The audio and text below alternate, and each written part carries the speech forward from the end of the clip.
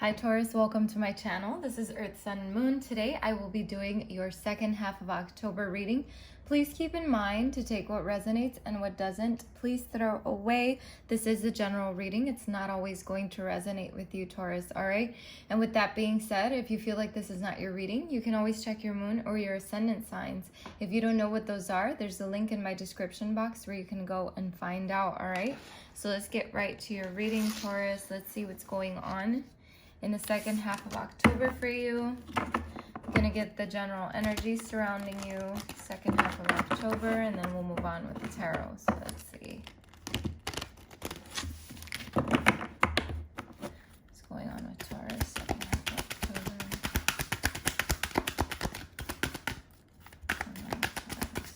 Second half of October. We have effort.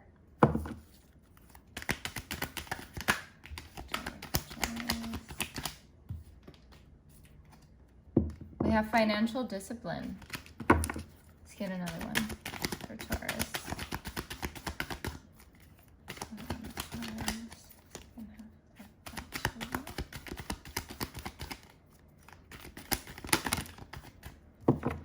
We have spiritual career that just kind of fell out, so we'll see what that's about. And then we have compassion at the bottom of the deck. So I feel like these three over here are mostly for you.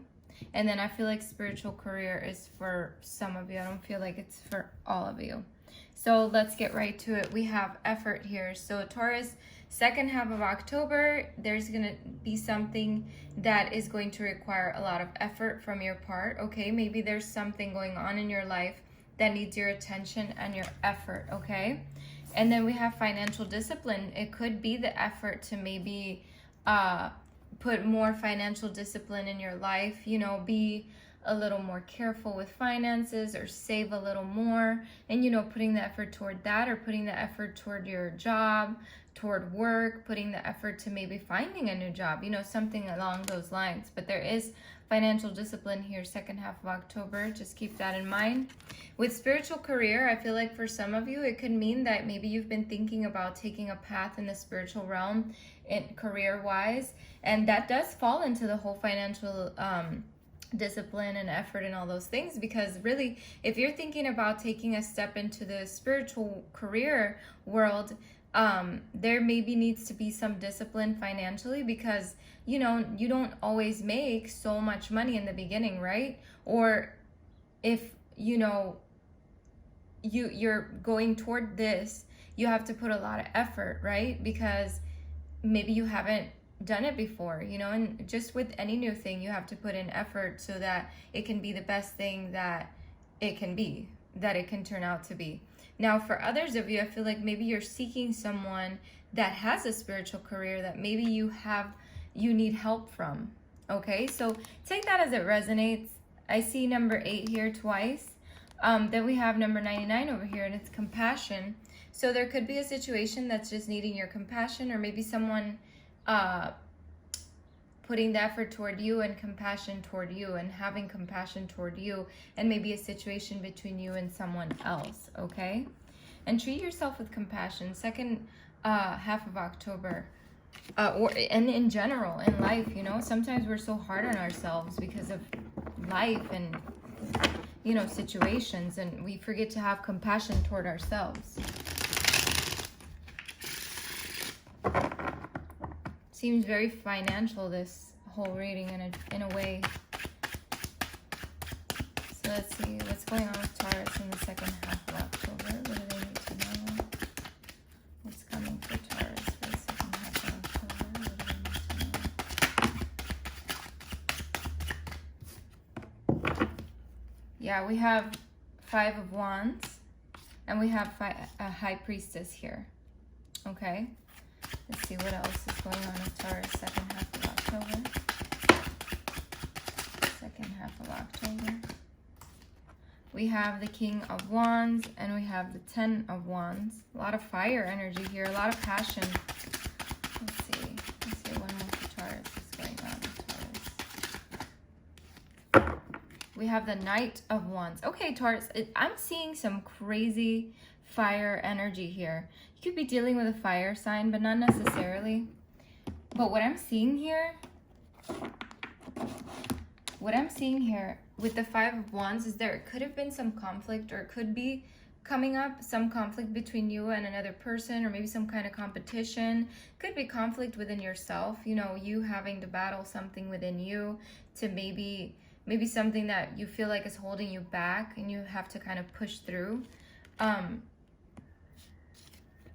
We also have the High Priestess here, and I feel like with the High Priestess, this is talking about your own intuition and how, you know, there's something in your subconscious that you're not seeing. There's something that you're not seeing that needs to be seen, and I feel like it's going to come out into the light in the second half of October. Something that is, it might shift your life around, but there's something that you're not seeing about the situation that you're in, is what I'm seeing here. I don't know why this is coming out this way, but like literally most of these cards are wands except for the High Priestess. Every other card is a wand, which is about passion and fire energy. So you could be maybe having some conflict with a fire sign. So Aries, Leo, Sagittarius, something like that. I feel it so heavily too. So for some of you, I feel like you are in some kind of, you know, back and forth with someone in that area, or someone that has those signs in their chart somewhere. And then with the King of Wands, I feel Taurus, whenever you come out of this conflict, or whenever you come out of this, whatever this situation is, I feel like you're regaining your control and you're like seeing the bigger picture and overcoming these challenges. That it's almost like life is throwing at you some challenges and you're just kind of like trying to push through, is what I keep feeling. It's like you're trying to put, that's why that effort card came out, because I feel like you're putting in the effort, but sometimes it just feels like too much. But just keep pushing through, because whatever this is coming to an ending with the Ten of Wands here.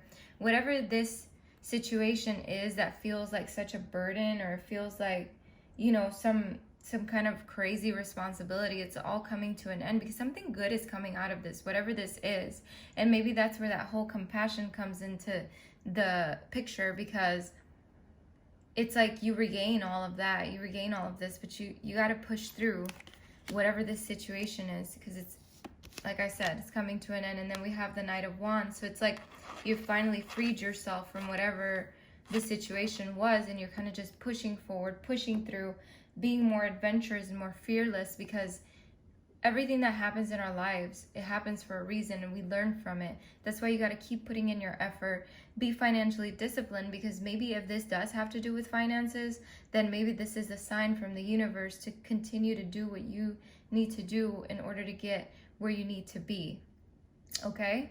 If it has nothing to do with financial discipline, and the financial discipline is just a whole other message in itself, then this is just having to do with your situation in general, and, you know, fearlessly pushing, you know, through and going for your dreams, your aspirations, whatever it is. Okay? So let's see.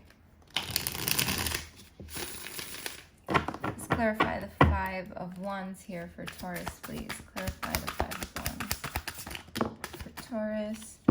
Yeah. So the Five of Wands is being clarified by the Eight of Wands. A lot of fire energy. Again, Taurus, there's something here that is happening that is about your... I feel like it has to do with some kind of creation, or your passion, or your dedication, or something, because fire does mean those things. So it's almost like maybe for some of you, you're having to deal with people that are telling you to not go for the spiritual career, or to not go for something that you want to go. It's like you're putting in the effort, but maybe someone's like trying to block you from it, or however this resonates with you. Okay, doesn't necessarily have to be that. So we have the Eight of Wands here, and to me, this is about you pushing forward, pushing through the bullshit. You're pushing through all of this, and you're going for you. You're going for you no matter what. Some of this can mean travel as well, and a lot of communication too. So, but to me, this mostly means you moving forward, pushing through, making quick decisions, and just going with the flow of yourself, of your life. I don't know, it's like I almost feel frustrated, and it's like I'm picking up on that energy from someone who feels very frustrated. So let's see, the High Priestess, Clarify the High Priestess for Taurus, please. Clarify the High Priestess for Taurus. Yeah. Whatever it is that you don't see right now, or whatever it is that your intuition is telling you, it's going to push you into walking away from what doesn't serve you and sort of just leading your way. You're moving out of those choppy ass waters, out of the shit that you don't want to be in, and you're going towards something better. And it's with this comes a lot of balance, you know, with your intuition, the High Priestess being here. I feel like this all brings like your yin and yang back into place, and you know, you're going forward, you're pushing through, you're leaving behind all of those things that don't matter. And for some of you, you could be communicating with someone about this, about pushing forward, maybe someone that's helping you out to do this. For others of you, it could just be friends or family that are helping you, pulling you away from whatever this is. Or it could just mean whatever it is. It could just mean that you're just moving away. You could be literally traveling away. But there's something here about you just pushing away the negativity. So let's clarify the King of Wands for Taurus, please. Yeah, like I said, you're overcoming your challenges. You're turning into your own magician. You now have the tools. Now you realize that you have the tools and the desire and the willpower to push through these things, to create whatever it is that you want to create in your life, because you know that you have everything you need to do it. So let's see, let's clarify the Ten of Wands for Taurus.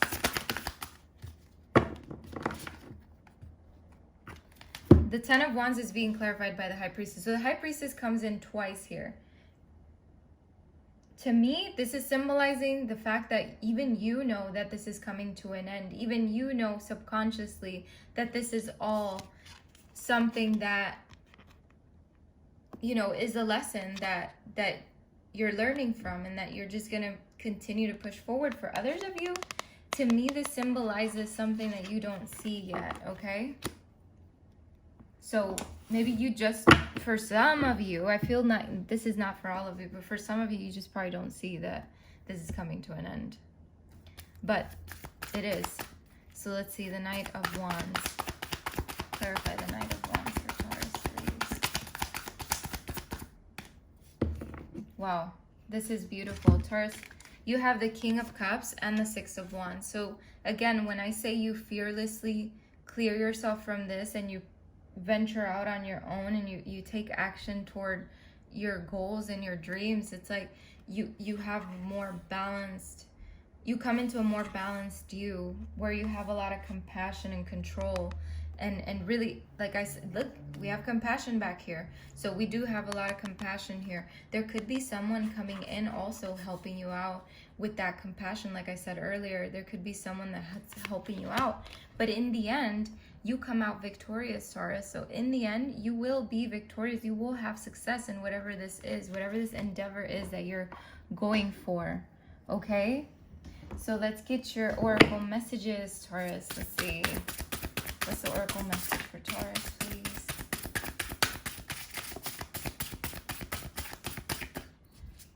What's the oracle message for Taurus, please?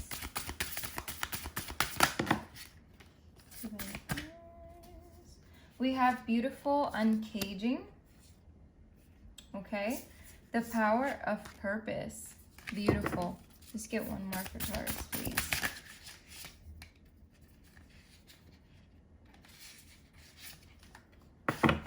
Waking the lion. Oh my God, this is beautiful. And then we have the uncharted sea on the bottom.